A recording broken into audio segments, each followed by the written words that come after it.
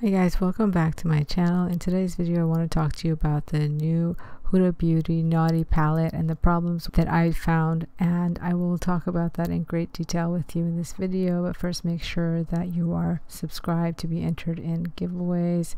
I'll leave the details down below as usual. So before we jump into the details of the new Huda Naughty palette, and we will go into the great details about what the potential problems with this palette may be, I want to quickly go over two of the recent items that I've picked up. The first item is from Benefit Cosmetics, and the second one is from an indie brand called Spoiled Cosmetics. This is the Spoiled Cosmetics Donut Shop eyeshadow palette, and it retails for $26, and it's being sold both on their website and on Raptors.com.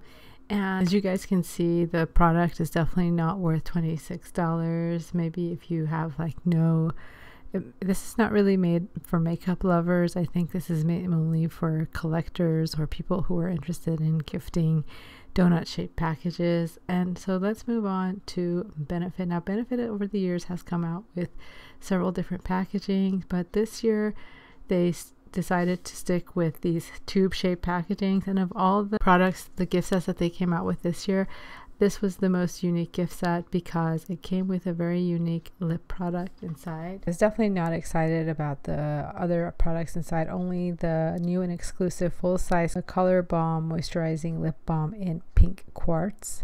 And this is actually comparable to the Dior Addict Lip Glow products that I've collected over the past. And these are like $32, but this product by itself is much more superior because it can stand on its own and it has a really nice tint and taste to it that I really enjoy. Anyway, let's talk about the new Huda Beauty Naughty palette, which is $67, and the problems that I have with it. So a few days ago I did a survey to see if you guys are actually interested in it. Most of you guys said that you're going to drop this palette and rather than shop it because it wasn't as interesting for you. I agree with you, and I actually don't think that I will be picking this palette up. And let me tell you the reasons why I think this palette is not as worth it as it may seem. First of all, I think we all have seen these colors many times over. In fact, if I were to show you guys these swatches and ask you, do you think this is from the new palette or any of her old palettes, what would you guys think? All right, it's from the older palettes. So yeah, it's very confusing and it's just so very similar. But that's not even my biggest issue with it. In fact, before I go and talk about that biggest issue, I'll let the sales lady herself, who is really good at selling, pitch it to you. All right, here we go. Never seen before formulas. We have glitter shades that are so innovative and so beautiful and just so absolutely creamy and intense. We have our beautiful mattes that are going to go on so nice and so smooth. But now we also have some creamy mattes. This is the bomb. I can't even tell you. It makes makeup foolproof, easy. It is so, so beautiful. We also have this gorgeous, it's very unique. It is a pearl gloss hybrid. Each single pan that you get is going to be different. Some of them are going to have more pearls, some of them are going to have less.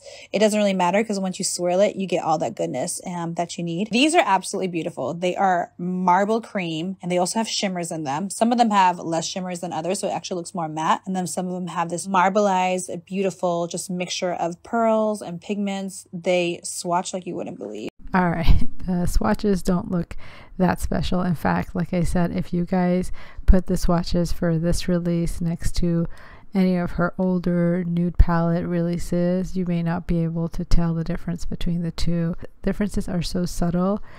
Like, I just randomly picked one of the swatches from her previous releases and it almost looks identical. Sure, there's some more shimmers here, but every time you bring those into a bigger palette, you're going to have more variations of mattes and shimmers. So nothing new here. And again, she's really good at selling these, but I'm not sold this time. And especially the problem that I have with this palette is all the liquid creams that she's brought into it, which shortens the shelf life.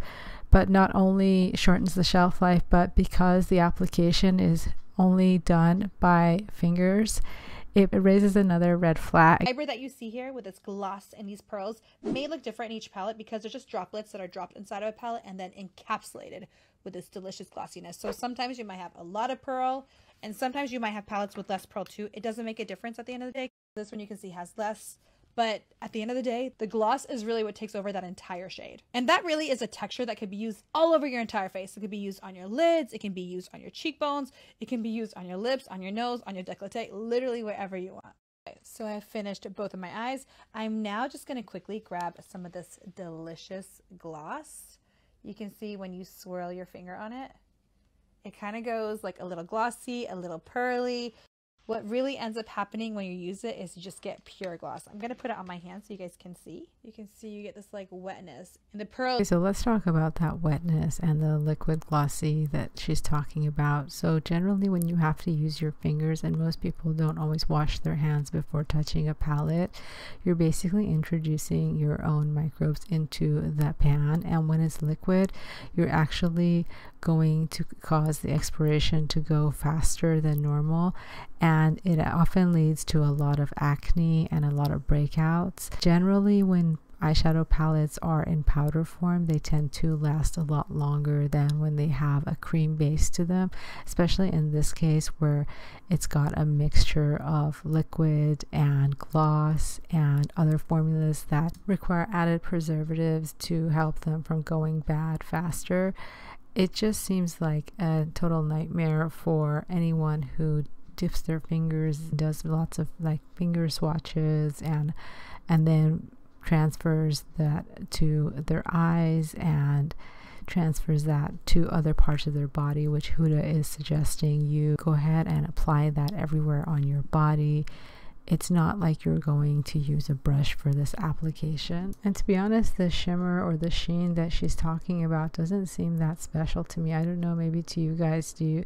Let me know in the comment section if this shimmer looks very special or, you know, something out of this world. It just looks like any eyeshadow that has a shimmer to it. Nothing special at all. And just the fact that it has a liquid base that you're supposed to apply all over your body and then back onto this pan that you use for your eyes, and the application is done with fingers, it is just so disturbing for me, because not only do most people not throw away their eyeshadow palettes after 6 months, most people that spend this kind of money on an eyeshadow palette expect it to last for at least a year or a year and a half. And knowing that you have all these cream-based products in there that are so easily exposed to air is very disturbing. And I don't really think that it was a good idea on her part. Like other products that have a 6-month shelf life, they all come in containers that prevent them from being exposed to too much air. Even Natasha Denona's blushes, she still had the decency to put the glass cover on those liquid areas so they're not constantly being exposed to air as much. And it's kind of a reminder to not dip your fingers in and out of those shades.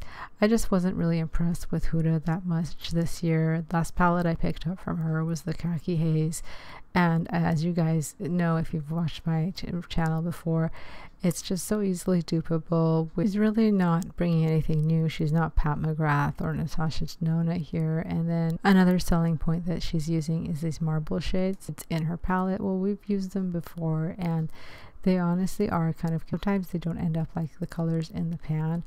And I personally am not a huge fan of these marble shades because you can get a different one for each different pan. You can get different mixtures and different percentages of certain colors, and I just don't think it's really a great idea. I mean, it does aesthetically, it does look pretty, but that's pretty much all it is. I think Huda Beauty has just become concerned with how they look versus producing a product that customers can use in long term and really enjoy. But that's just my thought. You might disagree with me, and that's okay. Let me know in the comment section below if you're going to be picking this one up or not. And as always, thank you so much for watching, and I will see you next time.